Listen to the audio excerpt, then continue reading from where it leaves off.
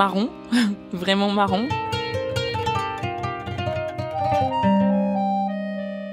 Plutôt clair. Café au lait.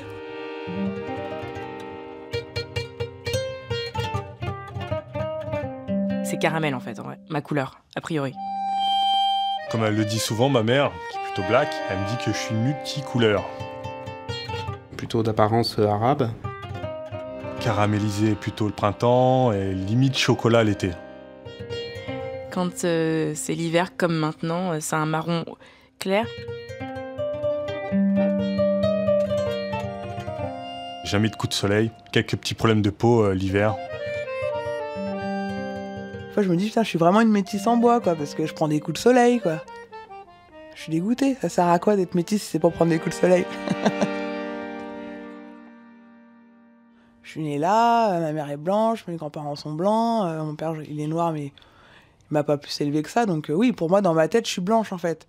Même mon père, qui est noir, lui aussi, il est profondément blanc, en fait. Quand je me mets devant la glace, je vois que je suis pas si blanche que ça. C'est marrant cette question de la couleur, parce qu'en fait, je me la pose jamais.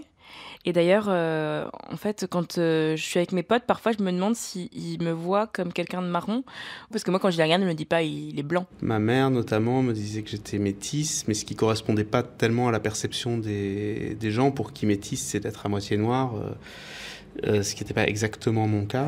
J'ai ma mère qui est blanche et mon père qui est noir. Mon père est d'origine française blanc, et ma mère est originaire d'Afrique noire, Afrique de l'Ouest, ce qui fait que effectivement je suis une métisse classique. Karim Misquet, je suis réalisateur de documentaires, j'ai 4 enfants. Je m'appelle Renée Grezard, j'ai 29 ans, je suis journaliste. Peter Klopkar, bientôt 36 ans dans quelques jours. Je suis infographiste et jeune papa d'une petite fille d'1 an. Voilà. Je m'appelle Adélaïde Diallo, j'ai 33 ans et je suis greffière.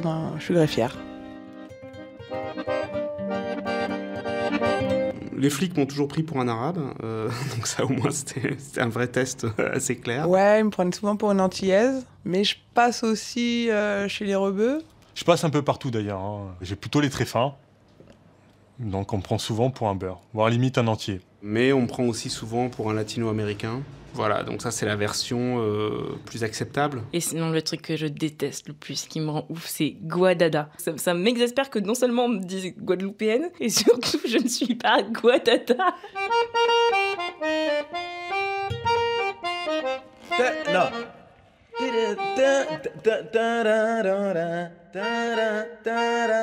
C'est difficile à dire ce que je me sentais. Je pense que j'avais plutôt une espèce de trou à cet endroit-là. Je me souviens très bien d'une copine qui m'avait demandé mais c'est pas bizarre que ta mère soit noire et que ton père soit blanc?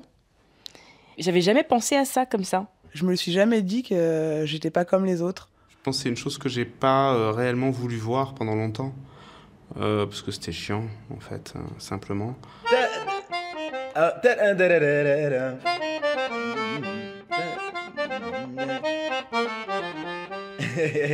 Je suis née en banlieue parisienne.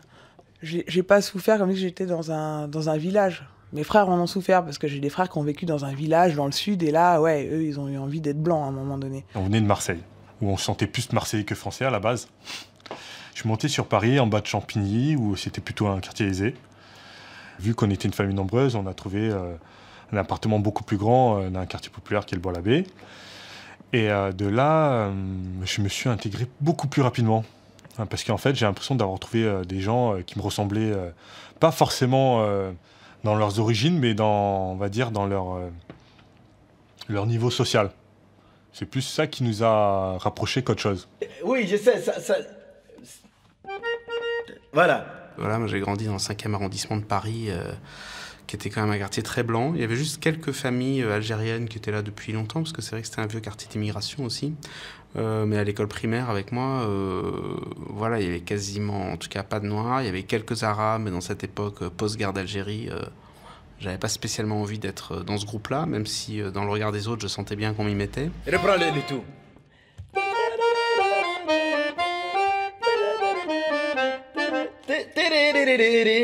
Ça a commencé à l'école, en fait, à l'école primaire, où certains de mes camarades me demandaient pourquoi j'étais noir, alors que je me sentais pas noir. D'autres qui étaient plutôt noirs me disaient que j'étais pas noir également. Donc je savais pas sur quel pied danser. C'est plus en vieillissant que je commence à avoir des potes métis, etc. Mais ouais, j'étais quasiment la seule métisse. J'ai un ami qui me dit, voilà, ma mère elle est marseillaise et mon père il est de la Normandie. Il blague avec ça, mais en réalité c'est vrai que ça le marque assez souvent. Parce qu'il y a eu pas mal de frictions dues au fait des origines de ses parents.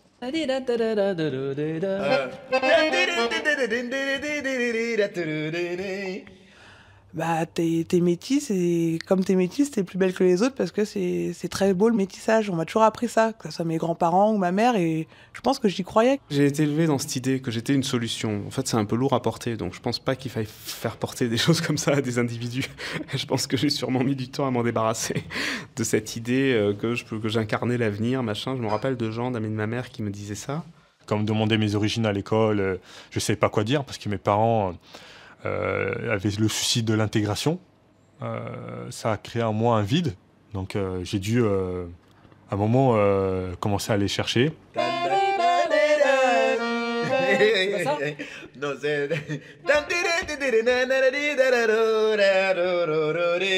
Mes parents étaient séparés, donc du coup, l'élément de référence qui était mon père, qui aurait pu me permettre de me situer, n'était pas là, ou il passait de temps en temps, mais en tout cas, il n'était pas présent dans ma vie quotidienne. Donc en fait, j'étais un peu comme le vilain petit canard, quoi. C'est-à-dire élevé dans une famille blanche, mais ne lui ressemblant pas. Voilà, donc je pense que je n'avais pas trop envie de penser à ce que je pouvais être. Je me suis jamais demandé d'où je venais parce qu'on me le disait d'où je venais. Après, il y a aussi le fait, je pense, que ma grand-mère, bon, elle est née en France, mais de parents juifs algériens, et elle revendique vachement ce côté-là. Et donc du coup, si tu veux, moi, mon métissage, j'ai plus ressenti là-dedans, je sais d'où je viens de ce côté-là, et ça me suffisait. C'est vrai qu'à un moment, je l'ai pris comme peut-être comme une perte. Quand je voyais que mes amis allaient souvent au bled ou, je sais pas, en Vendée, et qui me parlaient de leurs origines très à l'aise. Et ils n'étaient pas donc confrontés à un problème d'identité, de racines, etc. C'était très clair qui ils étaient et d'où ils venaient. Mais ça correspondait à rien de mon expérience. Voilà. Putain!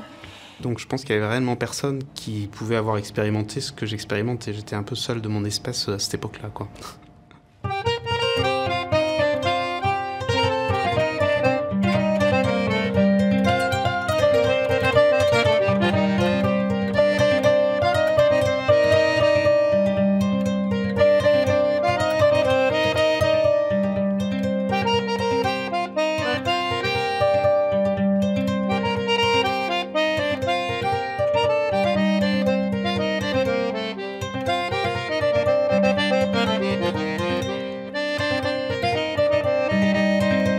On doit faire ça là, ça.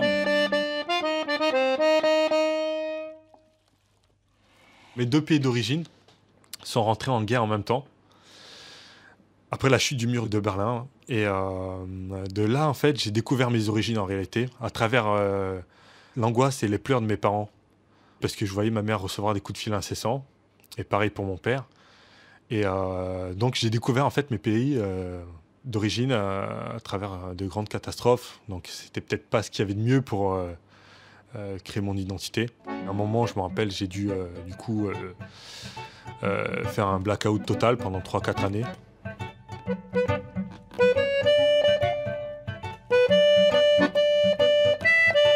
Moi, voilà, j'ai grandi à l'époque du punk, j'ai pris pas mal de drogue, d'alcool, comme pas mal de gens de mon âge.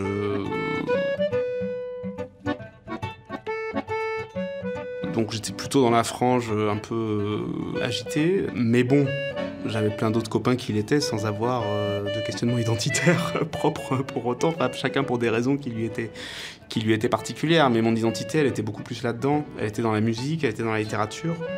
Alors c'est vrai que j'ai lu beaucoup les Noirs américains, mais de la même manière que ça m'a parlé de lire aussi des trucs sur des histoires de juifs pendant la Seconde Guerre mondiale. Globalement, voilà, je m'identifiais à celui qui s'en prenait plein la gueule, sans que ce soit d'ailleurs mon cas en réalité.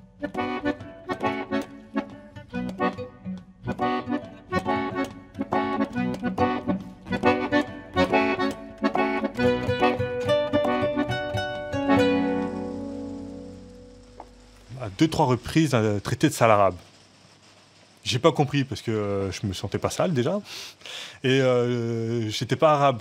J'étais plus interloqué par, on va dire, mon origine, en sachant est-ce que je suis arabe ou pas, que par l'insulte de la personne. Donc ça m'a pas marqué plus que ça. Et je me suis retrouvé comme ça dans la voiture avec une amie de ma mère qui était venue en vacances, qui m'avait accompagné. Et puis il y avait une grand-mère avec ses 2 enfants.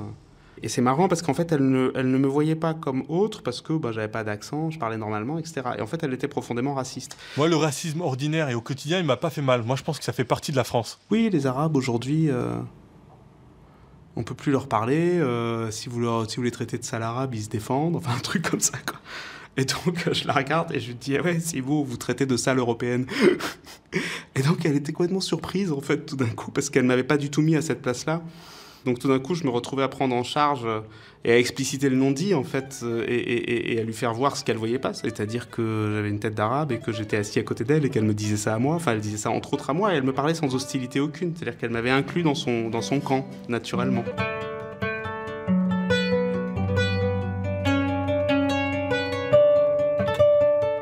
Je sais que ma mère, souvent, il y a un truc qu'elle répète, c'est que dans le bus, s'il y a des gamins qui font de la merde, enfin qui font n'importe quoi, elle va me dire, et en plus, ils sont arabes ou noirs, c'est à cause d'eux que les gens vont voter FN après.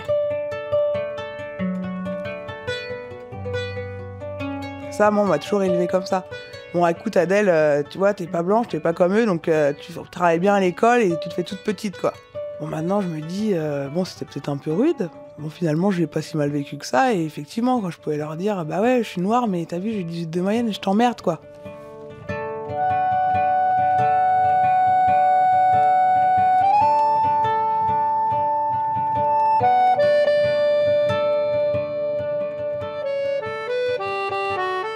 Je crois que les gens me trouvent sympathique. Il y a ce côté genre, ah oui, Renée qui est métisse, qui est différente, qui est un peu les deux. Quand je sens que les gens me prennent un peu comme un alibi, j'ai envie de leur dire, non, sincèrement, va traîner avec un Africain, genre vraiment un quinf, un vrai, quoi, genre qui vient du Mali, de Bamako. Après, tu me diras, t'as vraiment un ami noir. Moi, je suis pas ton ami noir, en fait, quoi, c'est pas vrai, quoi, c'est...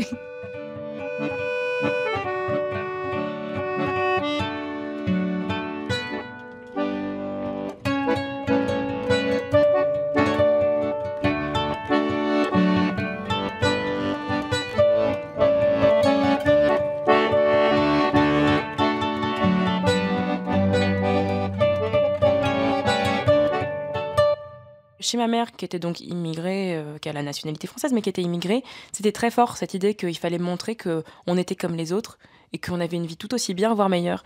On parle vraiment des parents et de comment eux gèrent leur identité. J'avais des copines métisses où c'était la mère qui était noire et le père qui était blanc. Et j'avais l'impression que la mère, elle transmettait plus. Alors, c'est peut-être parce qu'ils avaient un couple qui fonctionnait. Mon père, lui... je pense qu'il a jamais eu à se prouver que ses enfants étaient aussi bien que les autres, voire meilleurs. Ou alors que s'il a eu à se le prouver, c'était pas parce qu'on était métis, parce qu'au contraire, il était très fier de ça. Il était du genre à exhiber un peu notre richesse culturelle. Donc je me disais, peut-être que si c'était ma mère qui avait été blanche et ma mère noire et mon père blanc, ça aurait pas été pareil. Elle m'aurait plus transmis de choses. J'ai toujours été hyper attirée par des mecs blancs, réservé, discret mais très charmant. Genre mon père en fait. Comme mon père a toujours fait cocu ma mère et qu'il était noir, au lieu de me dire j'ai un problème avec les hommes en général, je me suis dit j'ai un problème avec les noirs, je ne sortirai jamais avec un noir. Et je suis jamais sortie avec un noir. Je me suis toujours demandé pourquoi est-ce que tu traînes qu'avec des blancs, René, quoi. C'est quoi ton délire en fait, quoi. Et je suis jamais sortie avec un noir.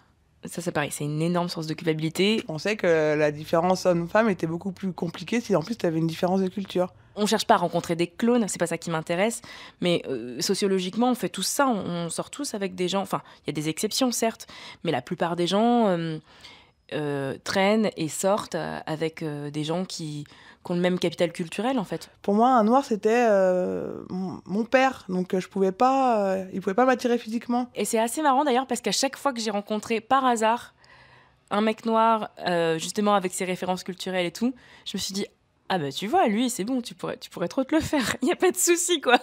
Genre, tu pourrais trop coucher avec ce mec, ça pourrait devenir ton mec, voilà, quoi. Par contre, je voudrais un bébé métis. Ça va être compliqué vu que je veux pas un mari noir, mais... mais j'adore les bébés métis, je trouve que c'est les plus beaux.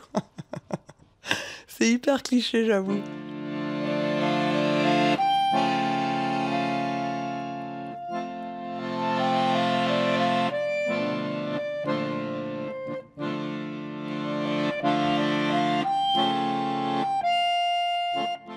On est 8 enfants au total. On a très peu échangé en fait sur notre métissage, de peur de répondre à des questions dont on n'a pas les réponses en fait. Donc on évite le sujet. On va en parler mais très légèrement, pas en profondeur.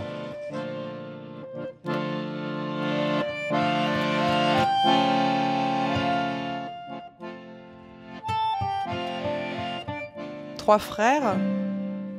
Charles, je pense que ça va, il est droit dans ses baskets, ça le dérange pas. Même s'il nous a avoué l'autre fois qu'il se faisait traiter de bamboula, etc. dans son village. Émile, il est plus spécial, lui, il voulait vraiment être juif, black et juif, quoi. Alors il s'est fait tatouer black et juif, quoi. C'est son tatouage, quoi. Il est content d'être juif, il est content d'être métis, mais il n'a pas eu plus cette envie non plus d'aller voir ses racines noires.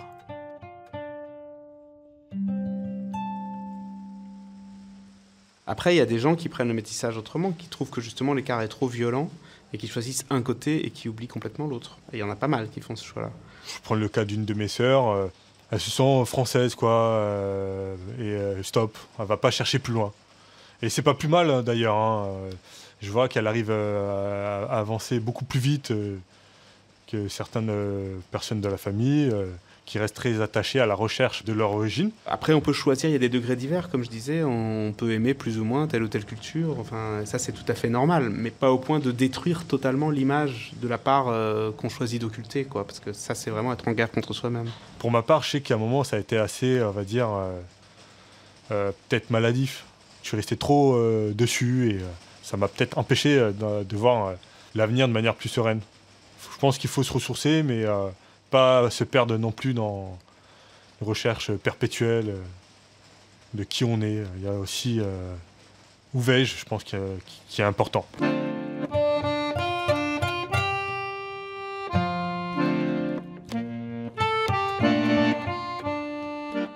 Dans la rue, on me demande, et quand je dis on, c'est systématiquement des hommes, d'où tu viens. C'est vraiment une question qui me dérange pas, ça. Enfin, je comprends qu'on puisse la poser. Je vois pas pourquoi j'appartiendrai à tout le monde parce que c'est écrit sur ma tête que j'ai notre couleur de peau. J'aime bien faire une blague, je dis que je suis moitié polonaise. J'aurais adoré être polonaise. Quand on me la pose en soirée ou dans un cercle d'amis ou au travail, enfin je sais pas, avec des gens avec qui j'ai parlé juste 2 minutes avant, ça me semble assez normal et y a pas de souci. Je suis pas du genre à dire je suis française. Enfin, je dis je suis métisse. Je suis métissa, quoi. Métisse noire. Pour moi, dire d'où je viens, ça veut dire raconter qui sont mes parents. Enfin, c'est mon intimité, c'est mon histoire. Autant j'ai aucun souci à la raconter, par exemple, là, à un micro, parce que je l'ai choisi et qu'on me l'a demandé et que ça me fait plaisir d'en parler. Autant quelqu'un dans la rue que je connais pas et qui me dit pas bonjour et qui me demande d'où tu viens, ça me rend vraiment dingue. En même temps, quand son père est allemand et la mère est polonaise, on dit pas au gars tu viens d'où? Enfin, tu vois? Parce que ça se voit pas. Mais finalement, il y a peut-être plus de différences culturelles chez ce mec-là qui a vécu à moitié en Allemagne, à moitié en Pologne, que moi qui suis née en France, mais ça se voit plus parce que mon père est noir, quoi. Je suis né à l'étranger. Je suis de nationalité française. D'où tu viens? Alors, mon père est d'origine slovène et ma mère d'origine somalienne. Mon père avait fui en fait la Yougoslavie, où il y avait pas mal de tumultes. Également, je crois, il commençait à avoir des problèmes avec le Kosovo. Ses amis étaient envoyés à la guerre. La plupart ne revenaient pas, donc il a décidé de sauver de ce pays. Il s'est retrouvé en France, très rapidement enrôlé à la Légion étrangère. Et, il fait son service à Djibouti. qui est au nord de la Somalie. Ma mère, qui est d'origine somalienne, était partie travailler à Djibouti et de là, ils se sont rencontrés. Pas mal d'enfants sont nés à Djibouti et par rapport à sa carrière, des décisions ont été prises, il devait rentrer en France. Mon père est français et ma mère est sénégalaise d'origine, puisque maintenant elle a la nationalité française. Et moi, je suis née à Dakar. Et mes parents se sont rencontrés à Dakar. Et ils sont tombés amoureux. Ils se sont rencontrés jeunes, en boîte de nuit. Ma mère, elle est française avec des origines algériennes. Mon père, il vient de Guinée. Et il est aussi moitié guyanais. Ils se sont beaucoup séparés, remis ensemble. C'était un peu l'effet de l'amour. Donc du coup, moi, je restais vraiment plus avec ma mère. Mon père partait souvent. Donc ouais, j'avais encore moins ce côté africain, quoi. Moi, mon père est mauritanien, mort, comme on dit, M-A-U-R-E. Et donc ma mère française, originaire des Pyrénées par sa mère et Bretagne-Vendée par son père.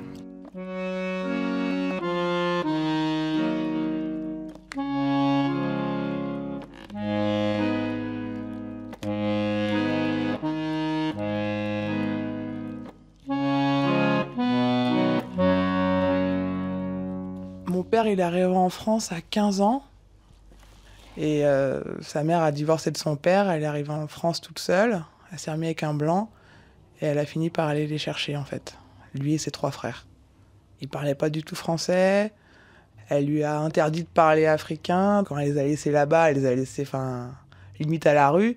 Il a vécu des trucs hyper gore et il veut pas retourner en Afrique, quoi. J'ai toujours eu l'impression que c'était que le métissage c'était une sorte de luxe des gens qui pouvaient voyager, qui pouvaient penser que c'était cool, voilà quoi. Je m'étais jamais dit que j'étais ouverte d'esprit parce que j'étais métisse. Peut-être que c'est un de là. C'est une manière à que je sois ouverte d'esprit parce que justement je suis métisse et que mes parents étaient assez ouverts d'esprit pour déjà se mettre ensemble ou mes grands-parents acceptaient que leur fille se mette avec un noir. Donc je pense que déjà je suis élevée dans une famille ouverte d'esprit, donc forcément je le suis.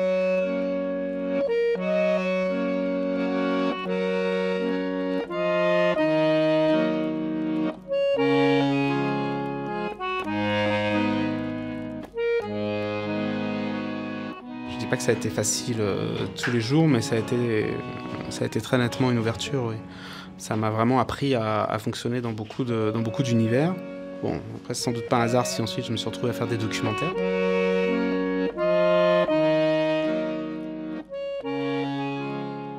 Mon métissage, c'est la signature d'un milieu, mais genre une signature immense, quoi. D'un père qui à 20 ans rêvait de faire des documentaires sur l'Afrique et qui en fait était assistant réel et qui s'est retrouvé à Dakar comme expat.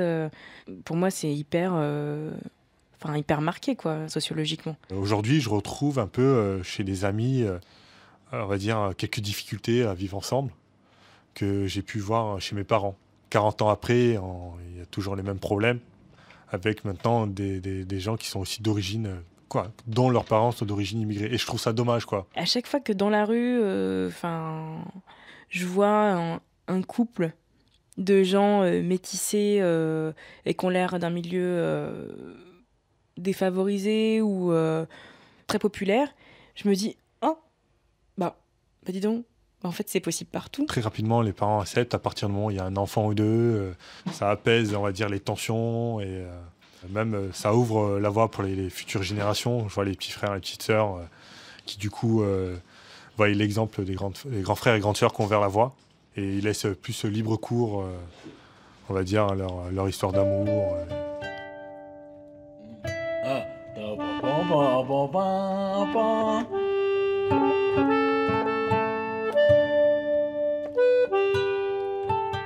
J'ai un nom très français, ouais. Donc quand j'appelle quelqu'un, j'aime bien l'idée d'être incognito. La personne au bout du fil, souvent, je me dis, c'est marrant, j'aimerais bien savoir comment elle m'imagine. Ouais, quand je dis que je m'appelle Diallo, tout le monde sait d'où je viens, quoi. Donc ça, c'est sûr que ma mère s'appelle Dupont pour la blague. Donc comme mes parents n'étaient pas mariés et que mon père m'avait pas reconnu, au début, je m'appelais Adélaïde Dupont.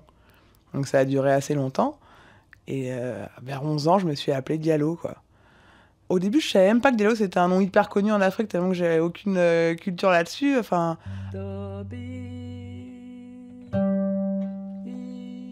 Diallo, il y en a 1000, quoi.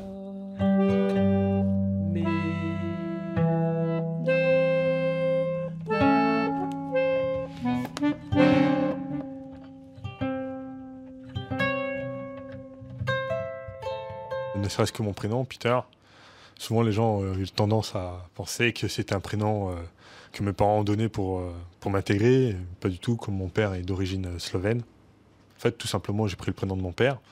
Et pour le nom de famille qui est Klopkar, souvent on me demandait de quelle origine c'était.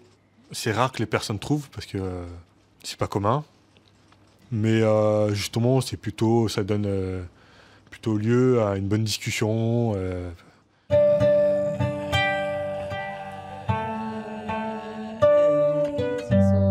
Voilà. Je sais pas, vous voulez tout ou juste ça? Première fois, je suis en stage, et tu sais, c'est le commissariat qui t'appelle, et après, tu le passes au procureur. Elle me dit, vas-y, prends le coup de fil. Donc là, t'as le casque, oui, bonjour. Oui, donc il y a monsieur Diallo, là. Donc, tu sais, au début, putain, ça me fait, merde, qu'est-ce qui se passe, mon père, mon frère, tu sais. Oui, donc il a fait ça et tout. Et après, je capte que, bah non, c'est pas forcément de ma famille si c'est un Diallo. Monsieur le procureur, je vous passe, c'est pour la garde à vue de monsieur Diallo. Mais je vous jure, il est pas de ma famille.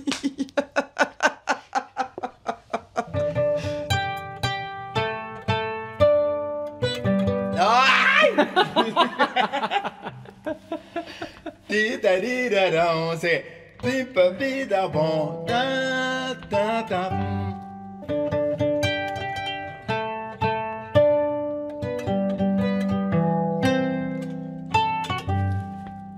Yes! C'est ça? Ouais, c'était ça. J'espère que t'as pris. J'ai dû partir dans mes 2 pays respectifs pour essayer de me ressourcer. Quand les conflits se sont calmés, j'ai décidé d'accompagner ma mère ainsi que mon père au pays. C'est vrai que pour moi, cette période-là, ça a été quand même assez brutal. J'ai voyagé énormément au Sénégal parce que mes parents estimaient que c'était très important. Et je garde un souvenir assez particulier de ces étés parce que là, j'avais une barrière de langue, en fait. Le premier que j'ai découvert, c'était avec ma mère. Franchement, une grosse claque. J'avais l'impression de vivre sur notre planète. Voilà, je découvre la Somalie, un pays qui sortait de la guerre civile, donc un pays complètement ravagé. Alors là, je découvre une famille qui est heureuse de m'accueillir. Pareil pour ma mère, ça faisait plus d'une quinzaine d'années qu'elle n'a pas été au pays. Elle a été reçue limite comme un messie. C'était celle qui allait un peu aider la famille à se relever. Et du coup, pareil, pour moi, je me suis retrouvé du jour au lendemain avec beaucoup de responsabilités. Bah, j'ai eu ma petite crise à 20 ans où ouais, j'avais envie de connaître mes origines, d'aller en Afrique, mais pas d'y aller en touriste. Ça m'est passé un peu, j'en ai reparlé à mon père, je lui ai dit que ça serait bien qu'on aille en Afrique et c'est un truc que j'aimerais faire avec lui. À un moment, il voulait un peu et en fait, il m'a dit non, il veut plus y aller, quoi.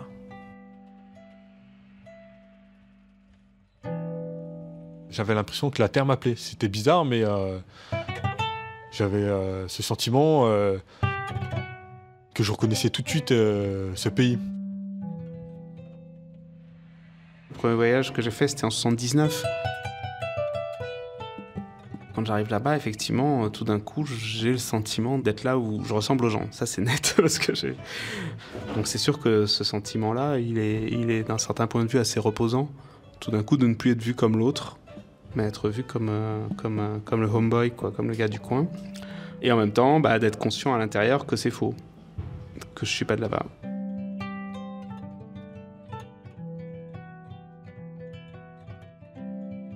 Ici, je ressemble pas à la population majoritaire, mais j'en ai la culture et la manière de penser pour l'essentiel. Et là-bas, je ressemble à la population majoritaire, mais en fait, à l'intérieur, je ne lui ressemble pas du tout.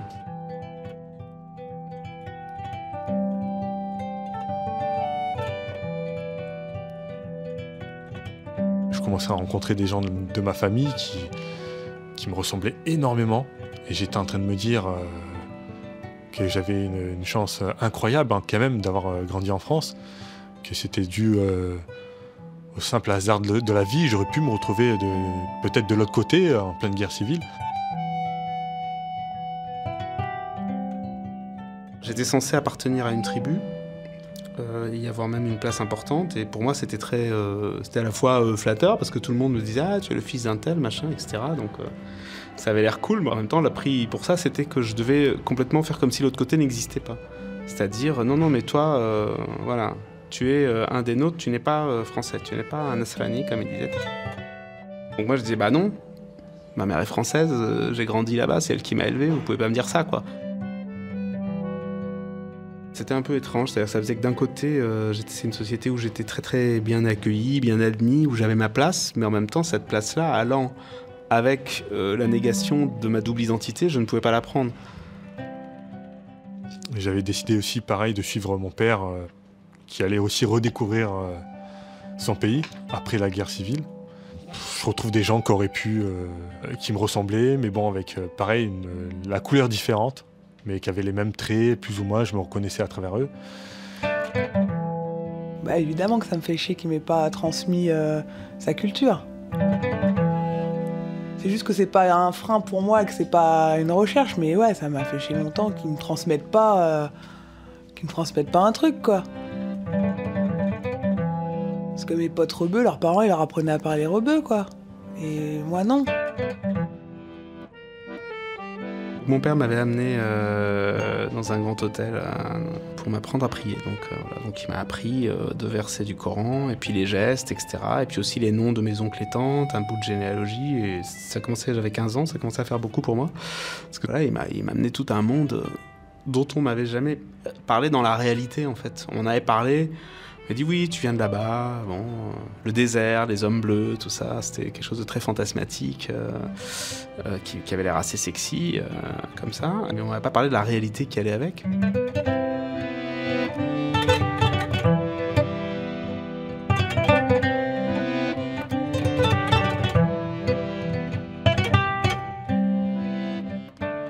J'ai grandi, ça va mieux avec mon père, donc ça m'intéresse d'aller voir lui, sa famille, de savoir ce qu'il a vécu, etc. Parce qu'on s'entend bien, mais avant, c'était...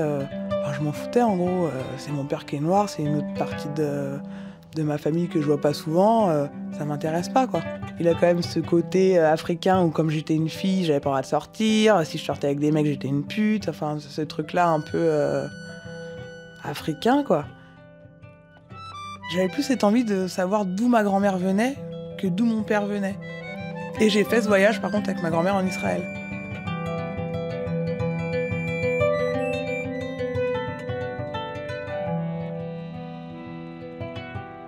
Donc des fois je sortais des choses très violentes sur la société, sur les rapports hommes-femmes, sur la religion, où je disais ce que je pensais, quoi, c'est-à-dire ce que pensait un ado parisien, fils de gauchiste du 5e arrondissement, quoi, ce qui était quand même extrêmement décalé par rapport à la réalité sur place. Je pense que j'avais besoin d'exprimer aussi cette violence pour qu'on me fiche un peu la paix, quoi.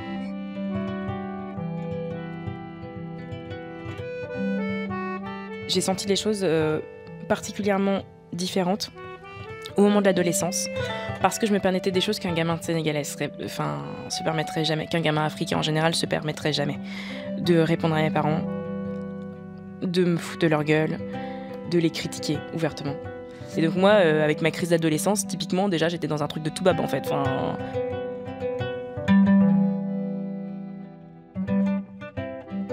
J'ai commencé à lire un peu plus sur les religions, que ce soit la Bible ou le Coran. C'est vrai que c'est quelque chose qui m'a permis de m'équilibrer. En fait, il manquait peut-être ce côté spirituel et d'essayer d'aller au-delà de mon aspect physique. Parce que c'est vrai que, en fait, je ne savais pas qui j'étais. Mon père, il nous a tout fait, hein. Il nous a fait le musulman, le catho, et il nous a fait le bouddhisme. Et on mangeait plus de porc, et après il était catholique, il lisait la Bible, et puis après il était bouddhiste. Lui, je cherche, lui, par contre. Lui, je pense qu'il a un petit problème d'identité.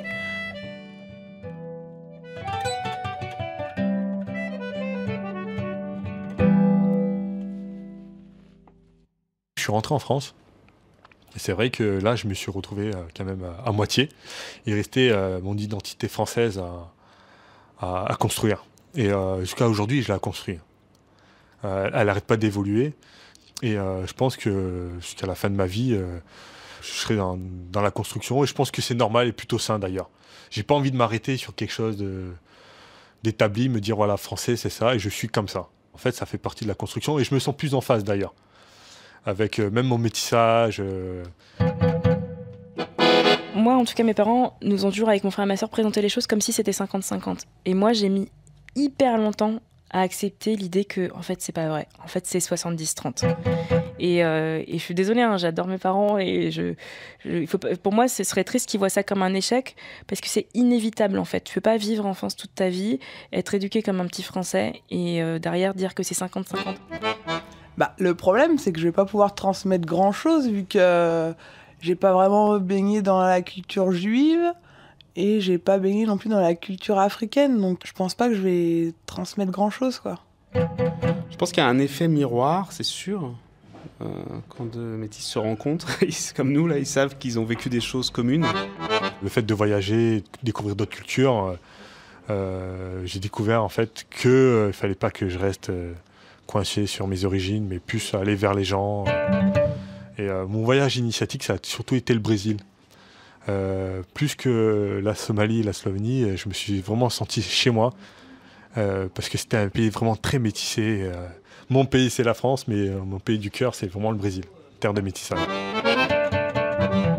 Les années passant, quand j'étais adulte déjà, de voir de plus en plus de gens qui étaient le produit d'un mélange comme moi, c'est vrai que je trouvais que c'était un peu moins lourd à porter justement d'être à soi seul l'espoir de l'humanité.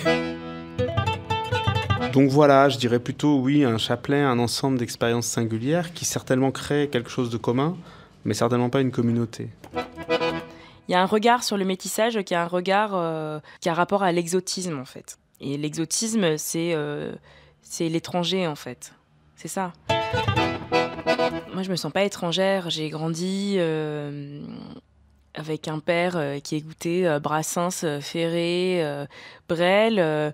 On mangeait du tiep, voilà, parce que ma mère le cuisinait. Par ailleurs, j'ai eu une enfance qui ressemble énormément à celle de mes copines qui sont blondes, brunes, aux yeux bleus. Arte Radio. Aujourd'hui, je suis en paix avec ça.